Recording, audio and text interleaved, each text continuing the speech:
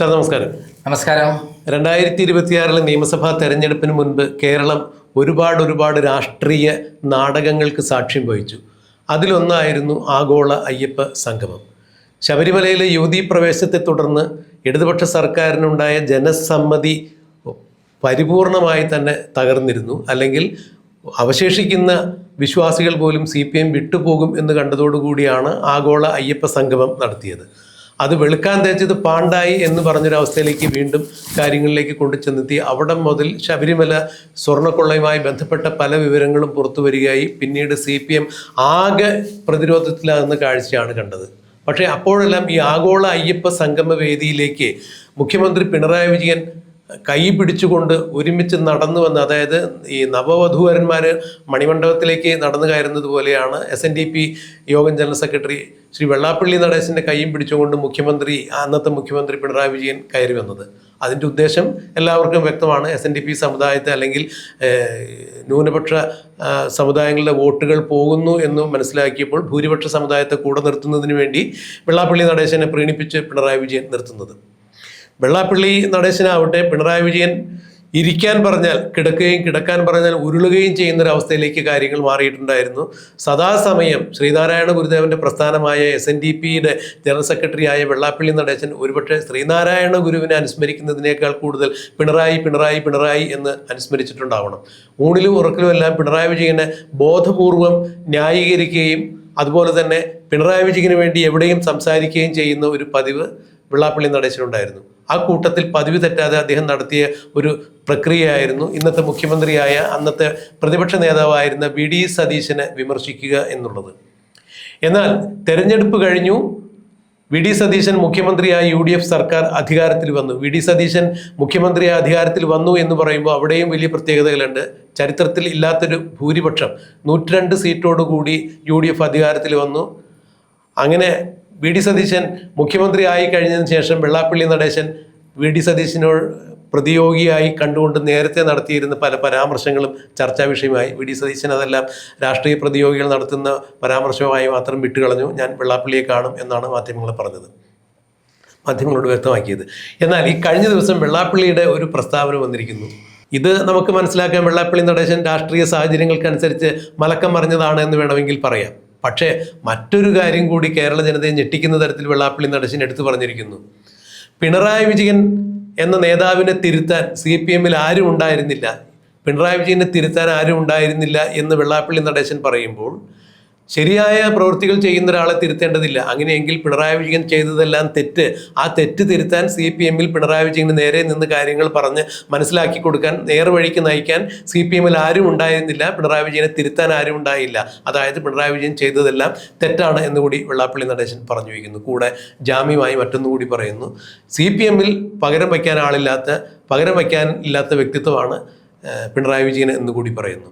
ഇത്രത്തോളം അവസരവാദപരമായ ഒരു നിലപാട് സ്വീകരിക്കുന്ന ഒരു സാമുദായിക അധ്യക്ഷനെ ഇതിനു മുമ്പ് കേരളം കണ്ടിട്ടുണ്ടോ എന്ന് ചോദിച്ചാൽ ഇല്ല എന്നായിരിക്കും എൻ്റെ പരിമിതമായ ബോധ്യത്തിൽ നിന്ന് എനിക്ക് പറയാൻ കഴിയുക.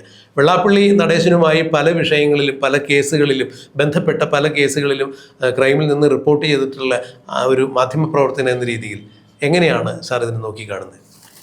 ഞാൻ 1998 വെള്ളാപ്പള്ളി നടേശനെ കേരളം കണ്ടിട്ടുള്ള ഏറ്റവും വലിയ മാഫിയ തലവൻ എന്ന് പറഞ്ഞുകൊണ്ട് വാർത്ത ചെയ്തത്. അദ്ദേഹം SNDPയെ ഉപയോഗിച്ച് ശ്രീനാരായണ ഗുരു പറഞ്ഞത് മദ്യം കഴിക്കരുത്, മദ്യം തുടരുതെന്നാണ്. എന്നാൽ അദ്ദേഹം മദ്യ രാജാവായിട്ട് പ്രവർത്തിക്കുന്നതിൻ്റെ ഞെട്ടിക്കുന്ന രേഖകളും ആണ് ഞാൻ പുറത്തുവിട്ടുള്ളത്. മറ്റം ഫിനാൻസ് സംബന്ധമായ കേസിൽ സ്പിരിറ്റ് കടത്തിയതിൻ്റെ രേഖകളാണ് എനിക്ക് കിട്ടിയിരുന്നത്. വെള്ളാപ്പള്ളി അദ്ദേഹത്തിന് പ്രിൻസ് എന്ന ഹോട്ടലുണ്ട്, അവിടെ മദ്യം വിളമ്പുന്ന പരിപാടിയാണുള്ളത്. അതോടൊപ്പം തന്നെ അദ്ദേഹം ശ്രീലങ്കയിലെ LTTയുമായി ധാരണയായിട്ട് ഇവിടുന്ന് മണ്ണെണ്ണയും പെട്രോളും കടത്തി കൊടുക്കുന്നു എന്നുള്ള വിവരവും ഞാൻ പ്രസിദ്ധീകരിച്ചിരുന്നു. എനിക്കെതിരെ വക്കീൽ നോട്ടീസ് അയച്ചെങ്കിലും ഇന്നേ വരെ അദ്ദേഹം കേസ് ഫയൽ ചെയ്തിട്ടില്ല എന്നുള്ളതിൽ തന്നെ അദ്ദേഹം അതെല്ലാം സത്യമാണെന്ന് അംഗീകരിച്ചുള്ളതാണ്.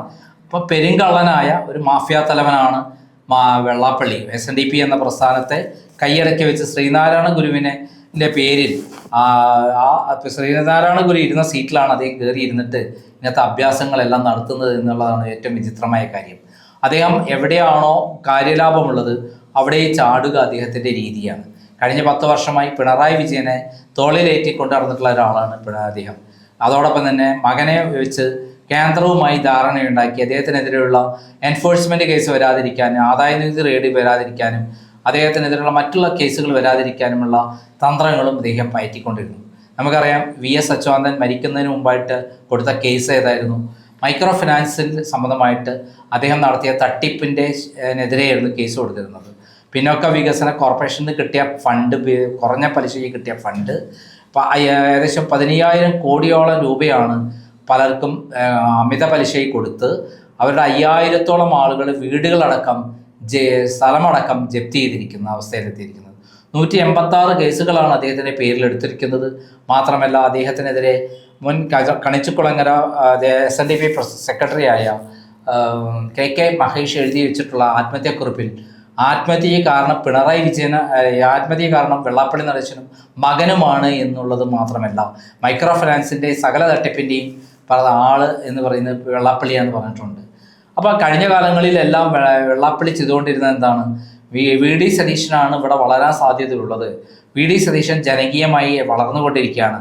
പ്രതിപക്ഷ നേതാവ് എന്നുള്ള വിധത്തിൽ അദ്ദേഹത്തിൻ്റെ വളർച്ച പിടിച്ചാൽ കെട്ടാത്ത വിധത്തിലാണ്. അതിനെ തകർക്കാൻ പിണറായി ഏൽപ്പിച്ച ഒരു ദൗത്യമായിരുന്നു അദ്ദേഹം ചെയ്തുകൊണ്ടിരുന്നത്.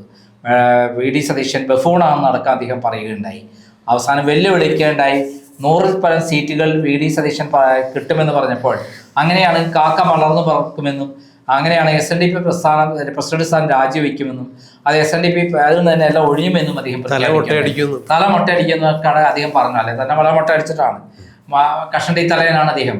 പ്രത്യേകം മൊട്ട അടിക്കേണ്ട ആവശ്യമില്ല. 90 വയസ്സായ ഒരാളല്ലേ, അത് അങ്ങനെയല്ലേ ഉണ്ടാവുള്ളൂ.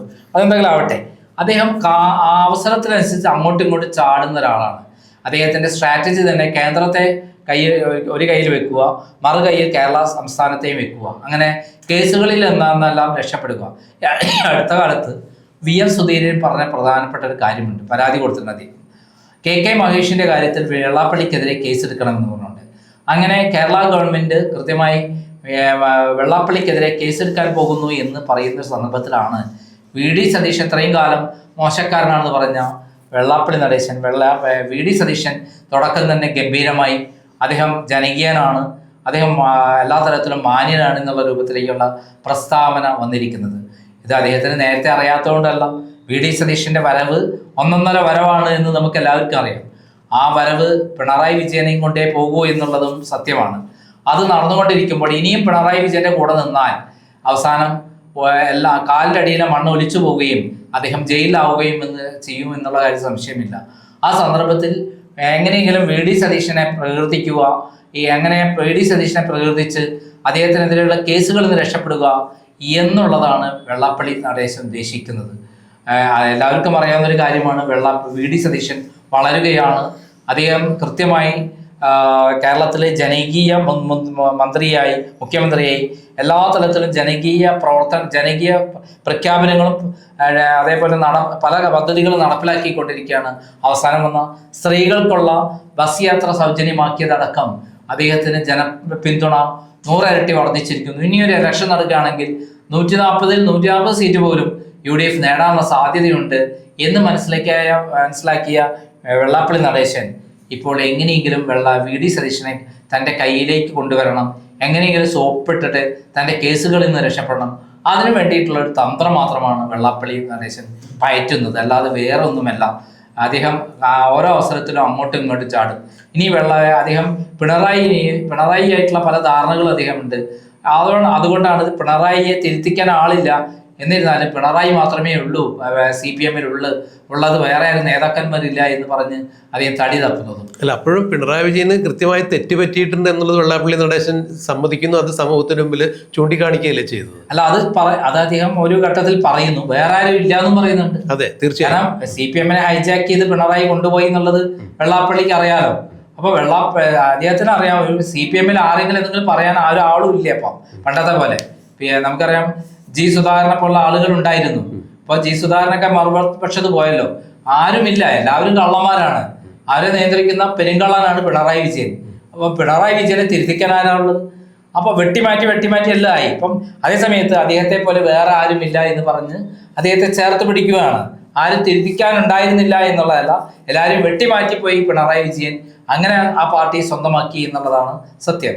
അപ്പോൾ ഒരു പക്ഷത്ത് പിണറായി വിജയനെ തല്ലി തലോടലാണ്, മറുഭാഗത്ത് പ്രകീർത്തിക്കലാണ്. കഴിഞ്ഞ ഇത്രയും കാലം വി ഡി സതീശനെ വളരെ മോശമായി പറഞ്ഞിട്ടുള്ള വെള്ളാപ്പള്ളി നടേശൻ അവസാനം വി ഡി സതീശന്റെ കാൽക്കൽ വീഴേണ്ട ഒരു അവസ്ഥയിലേക്ക് പോകേണ്ടി വരുന്നു എന്ന് കൃത്യമായി അദ്ദേഹത്തിന് അറിയാം.